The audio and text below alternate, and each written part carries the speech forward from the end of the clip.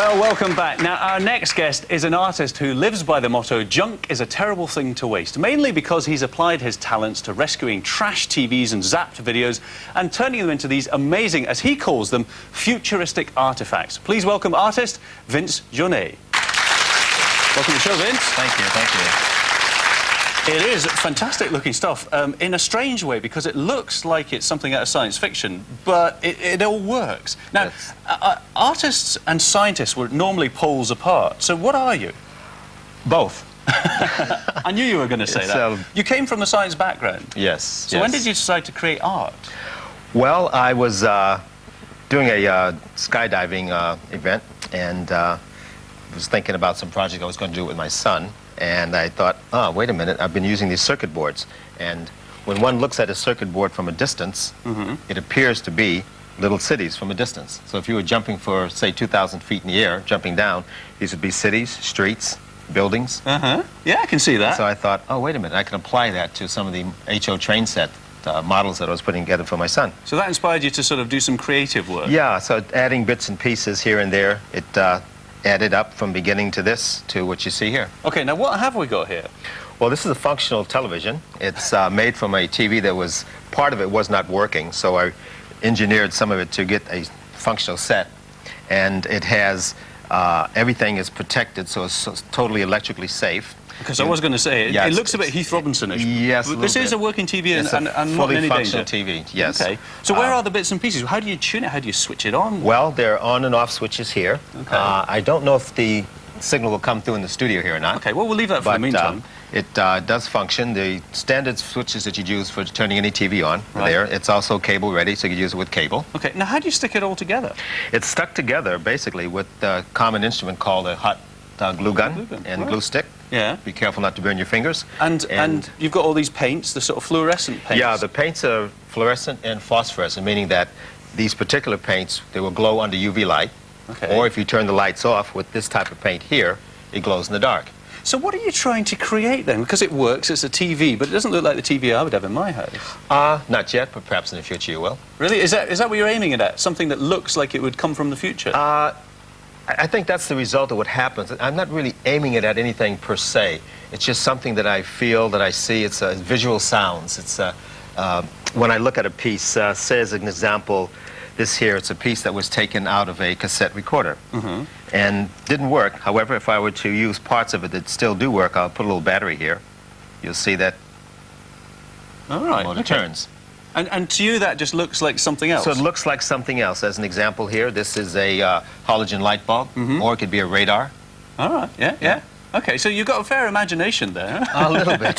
Yeah. How would you go about making a TV? I mean, you start with a box, and it's all nice, all the wires are inside this nice box. Right. What do you do? Just strip it to bits? Disassemble it, get down to the basic components, find out what's working, what's not working. Whatever I can fix, I will fix.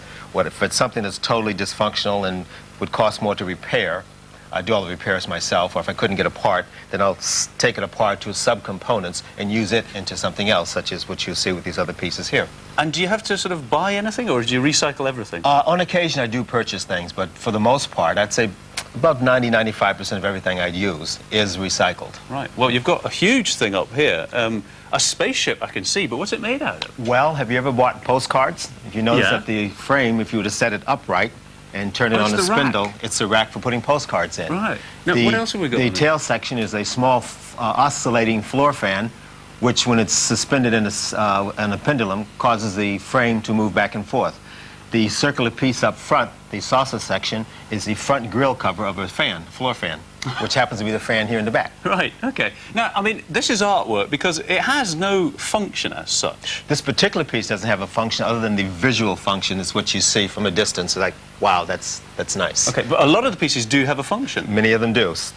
These pieces in front of us here, AM/FM radio, because of the studio, we can't get a signal in to show how it works. But you could listen to your favorite radio station. But you could listen to your favorite station. Okay, and what about this one that looks like a disused computer? That is indeed what it is. It's a computer that's been gutted, and inside I put an amplifier, which can be plugged into any stereo system, a DVD, MP3 system, and you play through the piece of art. Now, this artwork, you can see it as artwork, but you can also buy it. Yes. What would something like this cost me? I mean, this sort of TV setup, for example. A piece like this would cost about £3,000. Is that good value, do you think? Of course. You'd have to say that. You bet. Who buys them? Well, I've had sales from various people, such as before he passed away, Gene Roddenberry. Okay, Star Trek fame, Yeah, of Star course. Trek. Various other celebrities. I choose not to name drop, but quite a few celebrities have purchased my work. Now, where do you find most of your stuff? Because, I mean, this sort of stuff we throw out all the time. Are you in and out of skips looking for stuff? Yes, in fact, I was looking through your skip when I came into the studio. Oh, yeah, see, we can't stop you. And if I have a chance, I'd like to go through your tech room and see what bits and pieces you have there. Well, that sounds like a good idea. Yeah. And you can maybe make something for us. You bet. I'll hold you to that. Okay, you the got one a that I'm deal. really... Well, no, I haven't quite finished with you yet, got a Vince, deal. because the one that I'm interested in here is this mannequin. Yes. It's kind of like an android. Yeah, it is. It's bits and pieces of several mannequins that had been fallen over, broken, and thrown away, so I took them back. The center part there, the breast area, those are downspouts from a toilet. All right. You'll see various chemical glass works from laboratories, an old blowtorch, Yeah. LEDs that are taken out of old radio systems. The piece that's turning in the center like a heart, that's a motor from a VCR. So you've got a right old mixture of things. Yeah. Now, kids must love this sort of thing, Oh, because yes, things that yes. move and are interactive, I mean, it's just ideal. Do you work with kids? Yes, I do. I do a lot of workshops with children. We just did one, the World Peace Day, a couple of weeks ago, where we had, with the United Nations, brought children in and took junk and rubbish and showed them how to recycle it into these futuristic artifacts. And it's amazing to see how children work. Their imaginations, as we used to have when we were children. Yeah. I think I still do. I think you probably still do, yeah. But they using the, if anyone at home were to try this, do not use this type of glue gun. You use the miniature low melt glue guns for children. Okay, so they're It's not so hot. Yes, it's low temperature. This is a professional one. Right. And I guess the other thing is, I mean, this is electronic equipment. It's got a 240-volt power supply. So That's the you wonderful... do have to be very careful with it. Yes, you do. Anyone doing this at home, obviously, unless they really know what they're doing, all the motors that you find inside of a VCR, a tape recorder, are low voltage. Okay. So if you work with your children, disconnect or cut off the mains power cord. The motors that one finds inside will work off of 6-volt, 9-volt batteries. So you can do that safely. Right. Even though the rest doesn't work, the subcomponents are quite usable. Okay. And quite safe. Now, the other things that are lying around the studio here, sort of adorning the place, are some really just artwork on canvases. Now, why have you changed it from sort of things that have a function to something that's just to look at? Ironically, I didn't. I started out painting as a painter. And then when I started doing the 3D works, I added the combination of two. You'll see some, such as this piece here, that's a shoe, that from a skip that I found, is turned into a spaceship. Okay. So it's putting both together, 2D and 3D together. Some of them, like the one over there, that's a 3D piece. All the paintings, like the 3D functions here, are made to be seen in 3 different lights. Complete darkness, they glow in the dark, the UV light, and the ambient white light. And they look different in And they different look lights. different each one. And where can we see things like this? Well, currently I'm exhibiting it in a place called Stables Market, the Millennium Gallery, Okay. in Chalk Farm Road in Camden. And And you reckon you can knock something up for us from our skips and our bet, technical department? You bet. In about 3/4 of an hour, perhaps? got it. Okay, that's a Cool. challenge. Thanks very much. Ladies and very gentlemen, Vince.